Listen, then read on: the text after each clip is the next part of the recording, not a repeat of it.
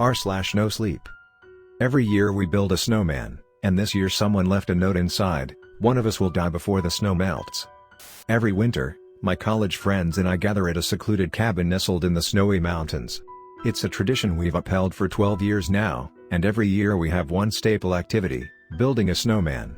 We compete to make it as absurd as possible. One year it had a fedora and sunglasses, another year we gave it a corncob pipe and a martini glass. We always finished by placing a time capsule inside, a note or a trinket, to dig out when the snow melts in spring. This year, the group consisted of the usual suspects: loud, boisterous Greg, sharp-tongued yet brilliant Sophie, quiet, thoughtful Lucas, and me, the unofficial coordinator of our gatherings. Greg brought his girlfriend, Haley, who was new to the group. She was polite, bubbly, and eager to fit in. We arrived Friday afternoon, eager to get started. Snow was already falling thickly outside, blanketing the landscape in soft white. By the time dinner was over, we decided to bundle up and head out to build our snowman. Everyone contributed. Greg and I rolled the base, Sophie meticulously shaped the head, Lucas fashioned twig arms, and Haley added buttons and a scarf.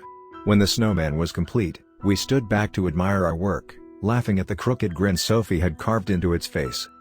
"Time for the time capsule," Greg said, producing a small tin box and a stack of index cards. Each of us wrote something, sealed it in the box, and Lucas placed it inside the snowman's hollowed-out belly. The next morning, the storm had intensified, trapping us indoors. After breakfast, Sophie suggested we break out board games, but the tension in the cabin was palpable. When Lucas pulled out the tin of cocoa, a folded piece of paper fluttered to the floor. Greg picked it up, frowning. "What's this?"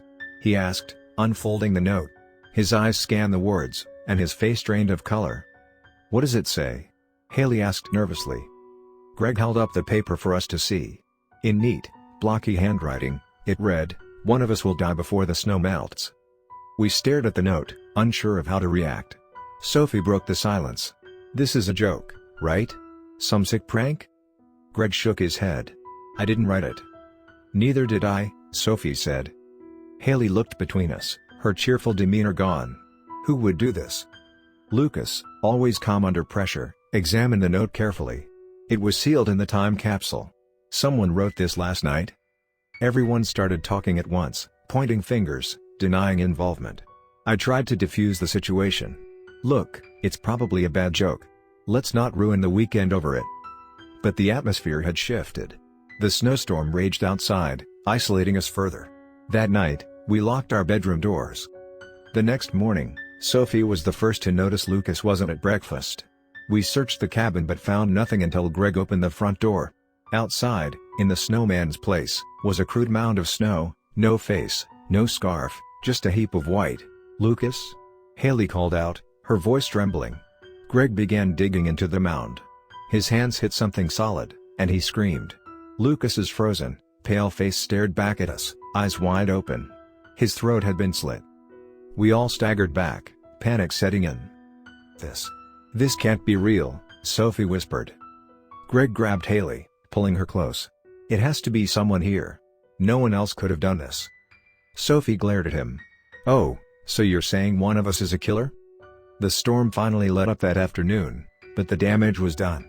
Distrust festered as we waited for help. Every noise, every glance, felt suspicious. That night, we all locked our doors again, but I didn't sleep. Around midnight, I heard footsteps outside my room. I grabbed the fireplace poker and crept to the door, holding my breath. Then a scream shattered the silence. I ran out to find Greg pounding on Sophie's locked door. "Open up," he yelled. When she didn't respond, he kicked the door open, revealing her lifeless body slumped over the bed.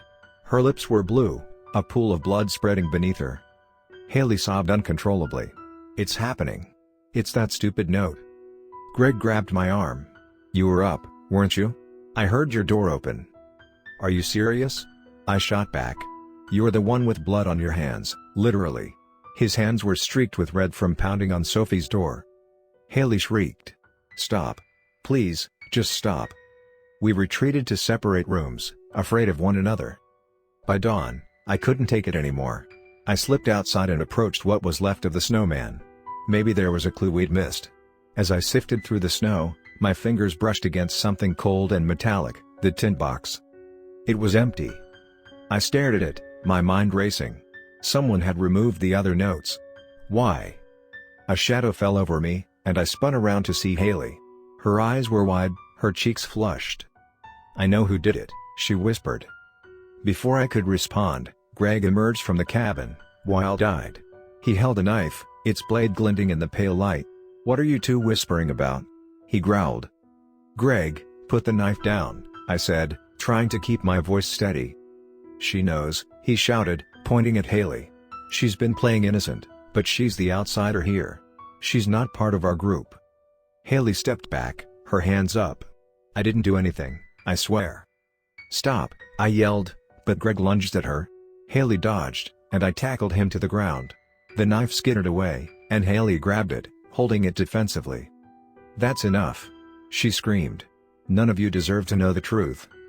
Greg and I froze. "What do you mean?" I asked. Haley's face darkened. "Lucas found out. Sophie figured it out too. You're all too blind to see it." With that, she turned the knife on herself, plunging it into her chest before we could stop her. She collapsed into the snow, blood staining the white. When the police arrived, they found her final confession, written on the back of the note. Haley had discovered our secret years ago. We had all lied about a hit-and-run accident involving her brother. The snowman was her way of getting revenge. As the snow melted weeks later, I watched from my window, haunted by her words, "One of you killed my brother. Now, the rest of you know how it feels. One of you killed my brother. Now, the rest of you know how it feels." The words echoed in my mind as I sat by the window, staring out at the melting snow. Haley's confession had torn through the fragile fabric of our friendship, leaving nothing but jagged edges and suspicion. None of us had spoken much since the police left, and the once lively cabin now felt like a hollow tomb. The snow outside was slowly receding, revealing patches of frozen earth, but the weight of her words refused to melt away. A week passed. I returned to my apartment, but sleep became a distant memory. Haley's words haunted me, replaying in my head during every waking moment. "One of you killed my brother." Which one of us had done it? I couldn't shake the feeling that there was more to the story, that Haley had left something behind for us to uncover. Greg, Sophie, Lucas, Haley, memories of the cabin trip mingled with flashes of the past. Had one of us really killed her brother? I thought back to every car ride, every party, every drunken night that could have ended in tragedy. But no matter how hard I tried, I couldn't remember anything that fit. I wasn't alone in my unease. Greg and I kept in touch sporadically.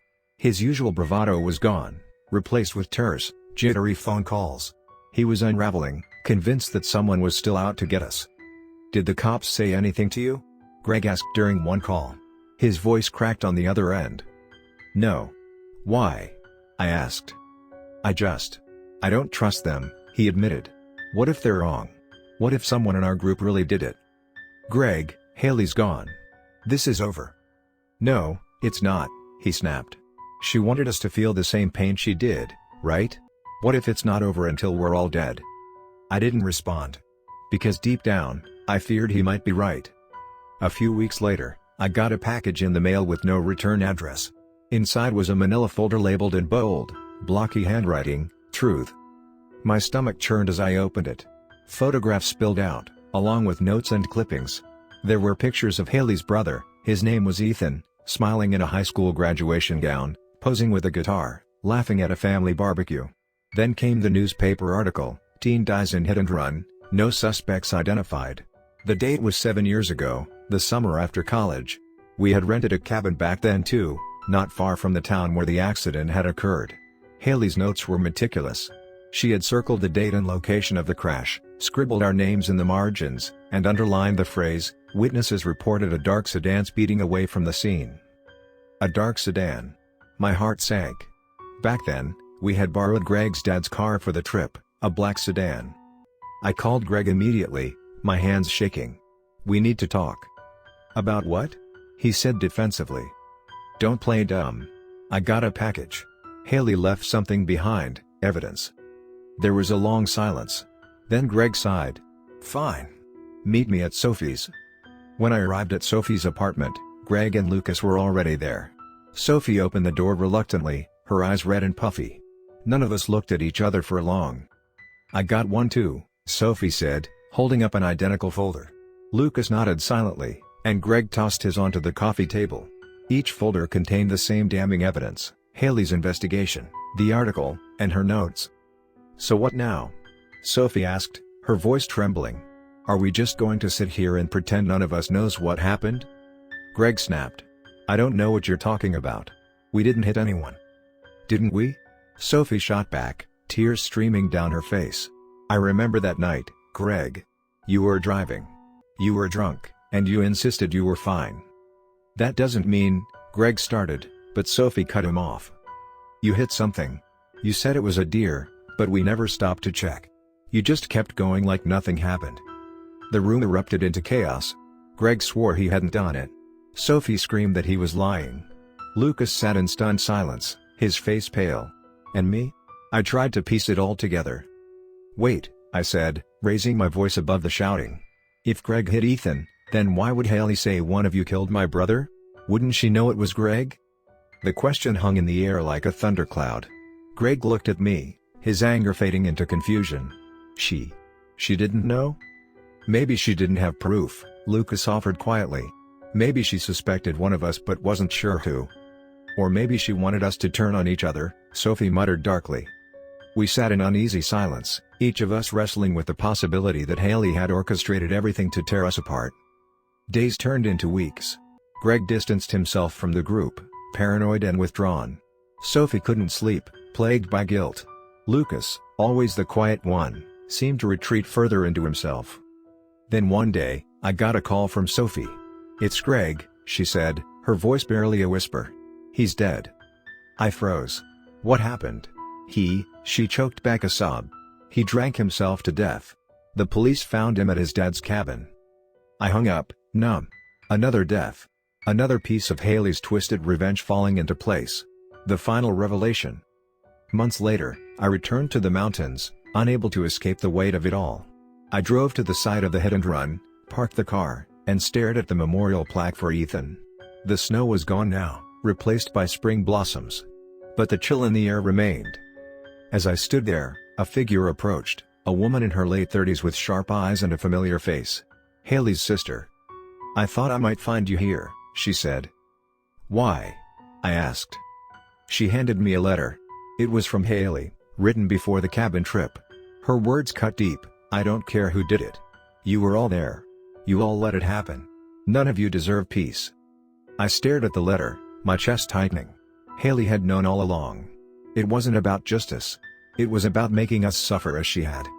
"She was my sister," the woman said, her voice heavy with grief. "But she became a monster after Ethan died. I just wanted you to know that I forgive you. Maybe someday, you'll forgive yourselves too." She walked away, leaving me alone with my guilt.